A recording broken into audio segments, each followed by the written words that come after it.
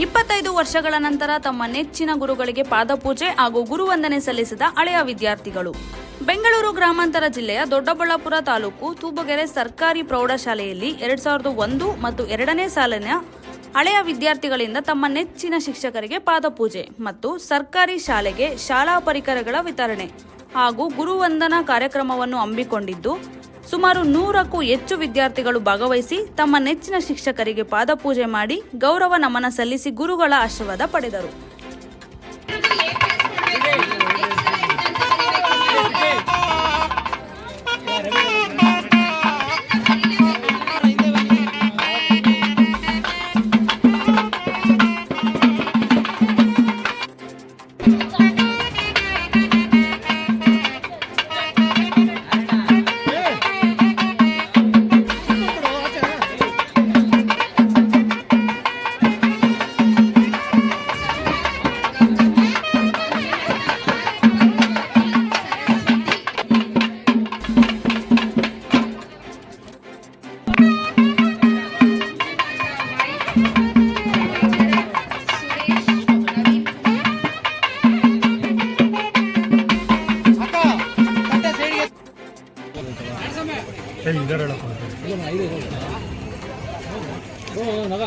ನಮ್ದು ಈ ಬ್ಯಾಚನಮ್ಮ.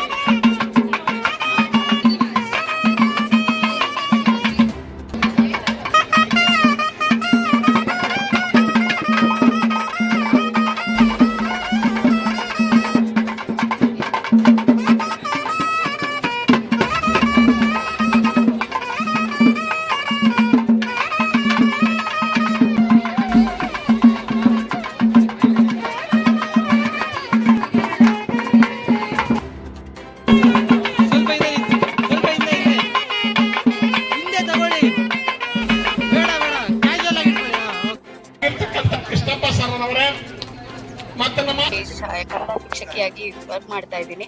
ಈಗ ನಾನೊಬ್ಬ ಟೀಚರ್ ಆಗಿ ಇವತ್ತು ಗುರುವಂದನಾ ಕಾರ್ಯಕ್ರಮವನ್ನ ಮಾಡ್ತಾ ಇರೋದು ನಮ್ಗಂತೂ ತುಂಬಾ ಸಂತೋಷ ಆಗಿದೆ. ಹೇಗೆ ನಾವೀಗ ಟೀಚರ್ ಆಗಿಲ್ಲ, ಈಗ ನಾವು ಸ್ಟೂಡೆಂಟ್ ಆಗ್ಬಿಟ್ಟಿದೀವಿ. ಟೀಚರ್ಸ್ ಜೊತೆಗೆ ನಾವು ಮಕ್ಕಳಾಗಿರೋದು ನಮ್ಗೆ ಒಂದು ಸಂತೋಷ ಆಗ್ತಾ ಇದೆ. ಇದು ನಮ್ಮೆಲ್ಲರಿಂದ ಆಗಿರುವಂತ ಒಂದು ಕಾರ್ಯಕ್ರಮ.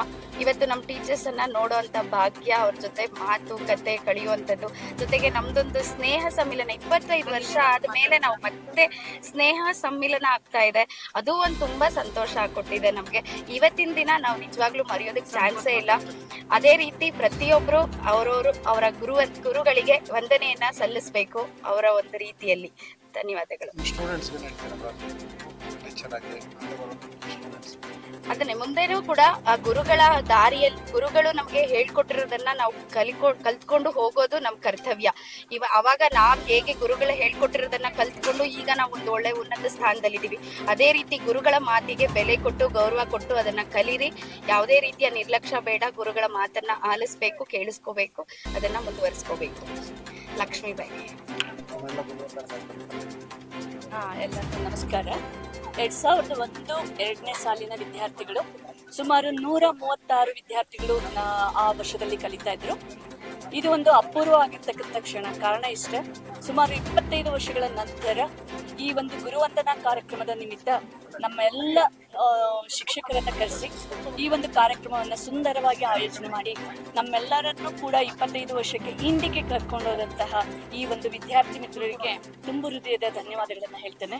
ಇದು ಒಂದು ನನ್ನ ಜೀವನದ ಅವಿಸ್ಮರಣೀಯವಾಗಿರ್ತಕ್ಕಂಥ ದಿನ ಅಂದ್ರೆ ತಪ್ಪಾಗ್ಲಾರ್ದು. ಕಾರಣ ಇಷ್ಟೇ, ಈ ಒಂದು ಗುರುವಂದನಾ ಕಾರ್ಯಕ್ರಮದ ಮೂಲಕ ನಮ್ಮನ್ನ ಸನ್ಮಾನಿಸಿದಷ್ಟೇ ಅಲ್ಲದೆ ನಮ್ಮ ವಿದ್ಯಾರ್ಥಿಗಳು ಇನ್ನೂ ಕೂಡ ಈಗಲೂ ನೈತಿಕ ಮೌಲ್ಯಗಳನ್ನ ಉಳಿಸ್ಕೊಂಡು ತಮ್ಮದೇ ಆಗಿರ್ತಕ್ಕಂತಹ ಒಂದು ಸಾಂಸ್ಕೃತಿಕ ಅರಿವನ್ನು ಹೊಂದಿ ಈ ಒಂದು ಕಾರ್ಯಕ್ರಮವನ್ನು ಉತ್ತಮವಾಗಿ ಆಯೋಜನೆ ಮಾಡಿ ಈ ಒಂದು ಸುಂದರವಾಗಿರ್ತಕ್ಕಂಥ ಸ್ಥಳದಲ್ಲಿ ಸುಮಾರು 5-6 ಗಂಟೆಗಳ ಕಾಲ ಸತತವಾಗಿರ್ತಕ್ಕಂಥ ಕಾರ್ಯಕ್ರಮವನ್ನ ಆಯೋಜನೆ ಮಾಡಿ ನಮ್ಮೆಲ್ಲರನ್ನೂ ಕೂಡ ಹೃದಯವನ್ನ ಗೆದ್ದಿದ್ದಾರೆ ಅಂತ ಹೇಳಿದ್ರೆ ತಪ್ಪಾಗ್ಲಾರ್ದು.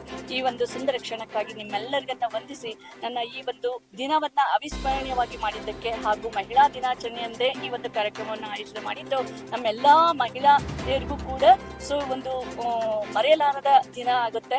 ಈ ಒಂದು ಸುಂದರ ಕ್ಷಣಕ್ಕಾಗಿ ಅವಕಾಶ ಮಾಡಿಕೊಟ್ಟಂತ ಎಲ್ಲ ನನ್ನ ವಿದ್ಯಾರ್ಥಿ ಮಿತ್ರರಿಗೂ ವಂದಿಸುತ್ತೇನೆ. ನೀವು ಶಾಲೆಯಲ್ಲಿ ಕಳೆದಂತಹ ಸಿಹಿ ಘಟನೆ ಅಯ್ಯೋ, ಅದು ತುಂಬಾನೇ ಇದೆ. ಸೊ 1, 2 ಅಂತ ಹೇಳಂಗಿಲ್ಲ. ನಮ್ಮ ಮಕ್ಕಳು ಮೊನ್ನೆ ನನಗೆ ಹೇಳ್ತಾ ಇದ್ರು, ಮೇಡಮ್ ನೀವ್ ಇನ್ನೇನು ಬೈತಾ ಇರ್ಲಿಲ್ಲ, ಬರ್ತಾ ಬರ್ತಾ ರಾಯರ್ ಕುದುರೆ ಕತ್ತೆ ಆಗ್ತಾ ಇದೆ ಅಂತ ಒಂದು ಮಾತು ಯಾವಾಗ್ಲೂ ಹೇಳೋರು. ಆಮೇಲೆ ನಾನು ಯಾವುದೇ ಮಕ್ಕಳಿಗೆ ಅದು ಮೊದಲನೇ ಅಪಾಯಿಂಟ್ಮೆಂಟ್.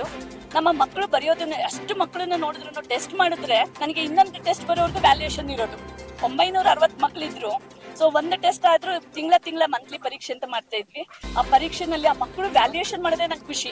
ನಾನು ಒಬ್ಬಳೇ ಇದ್ದಿದ್ದು. ಸೊ ಆ ರೂಮಲ್ಲಿ ನಂಗೆ ಟೈಮ್ ಪಾಸ್ ಮಾಡ್ತಿದ್ದೆ ಮಕ್ಕಳ. ಸೊ ಆ ಟೆಸ್ಟ್ ಪೇಪರ್ ಇರ್ಬೋದು, ನಾನು ತರಗತಿಗೆ ರೆಡಿ ಆಗ್ತಿದ್ದಿರ್ಬೋದು. ಒಂದು ನನಗೆ ಈಗ್ಲೂ ಕೂಡ ಪ್ರತಿಯೊಂದು ದಿವಸನೂ ನಾನು ತೂಕರಿಯನ್ನ ಮರೆಯಲಾರದ ದಿನಗಳಲ್ಲಿ ಸೊ ನಾನು ಒಂದು ದಿವಸ ಅಲ್ಲ, ಪ್ರತಿ ದಿವಸನೂ ಜ್ಞಾಪಿಸ್ಕೊಳ್ತಾ ಇರ್ತೀನಿ. ಅಂತಹ ಒಂದು ಸುಂದರವಾಗಿರ್ತಕ್ಕಂಥ ಶಾಲೆ, ವಿದ್ಯಾರ್ಥಿಗಳು ಹೆಚ್ಚಿದ್ರು ಕೂಡ ನನಗೆ ಅನೇಕ ಅಂಶಗಳನ್ನ ಕಲಿಸ್ಕೊಟ್ಟಂತಹ ಒಂದು ಶಾಲೆ. ಸೊ ಈ ಒಂದು ಶಾಲೆಯನ್ನ ನನ್ನ ಜೀವ ಇರೋವರೆಗೂ ಕೂಡ ನಾನು ಜ್ಞಾಪಿಸ್ಕೊಳ್ತೀನಿ. ಇದು ಒಂದು ಸುಂದರವಾಗಿರ್ತಕ್ಕಂತಹ ಒಂದು ಶಾಲೆ ಅಂತ.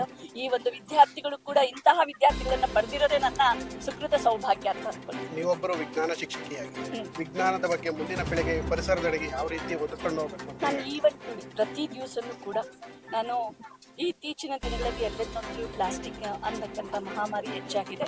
ನಮ್ಮ ಶಾಲೆಯಲ್ಲಿ ಪ್ಲಾಸ್ಟಿಕ್ ಮುಕ್ತ ವಾತಾವರಣ, ಅವರ ಊರಿನಲ್ಲೂ ಕೂಡ ಅವರ ಮನೆಯಲ್ಲೂ ಕೂಡ ಪ್ಲಾಸ್ಟಿಕ್ ಮುಕ್ತ ಪರಿಸರವನ್ನಾಗಿ ಮಾಡಿ ಪ್ಲಾಸ್ಟಿಕ್ ಬಂಧನ ಪರಿಸರ ಸ್ಪಂದನ ಅಂತ ಕಾರ್ಯಕ್ರಮವನ್ನು ಈಗ ಆಯೋಜನೆ ಮಾಡಿಕೊಂಡು ನನ್ನ ಶಾಲೆಯಲ್ಲಿ ಸುಮಾರು 3 ವರ್ಷಗಳಿಂದ ಅವಿರತವಾಗಿ ನಾನು ನಡೆಸ್ಕೊಂಡು ಬಂದಿದ್ದೀನಿ. ನಮ್ಮ ಶಾಲಾ ವಾತಾವರಣದಲ್ಲಿ ಸುಮಾರು 300 ಗಿಡಗಳನ್ನು ನಡೆಸಿದ್ದೀನಿ. ಸೊ ನಾನಿದ್ದಂಥ ಈಗ ಇರ್ತಕ್ಕಂಥ ಪ್ರಸ್ತುತ ಶಾಲೆಯಲ್ಲಿ ಒಂದೇ ಒಂದು ಗಿಡ ಮರಗಳಿರಲಿಲ್ಲ. ಈಗ 300 ಗಿಡಗಳನ್ನು ಹಾಕಿಸಿದ್ದೀನಿ. ಅದಕ್ಕೆ ಸಂಪೂರ್ಣವಾಗಿರ್ತಕ್ಕಂಥ ವ್ಯವಸ್ಥಿತ ಕಟ್ಟಡವನ್ನ ಮತ್ತೆ ಕಾಂಪೌಂಡ್ ಅನ್ನ ವ್ಯವಸ್ಥೆ ಮಾಡಿ ಪ್ರತಿ ದಿವಸ ಯಾವುದೇ ಒಂದು ಗಿಡ ಒಣಗೋಗಿದ್ರು ಅದಕ್ಕೆ ನಾನು ಅದನ್ನ ಬದಲಿ ವ್ಯವಸ್ಥೆಯನ್ನು ನಾನು ಮಾಡ್ತಾ ಇದ್ದೀನಿ. ಪರಿಸರದ ಕಡೆಗೆ ನನಗೆ ಹೆಚ್ಚು ಕಾಳಜಿ, ಪರಿಸರ ಮತ್ತು ಪ್ಲಾಸ್ಟಿಕ್ಕಿನ ಬಗ್ಗೆ ಅರಿವನ್ನ ಮೂಡಿಸ್ತಾ ಇದ್ದೀನಿ. Thank you.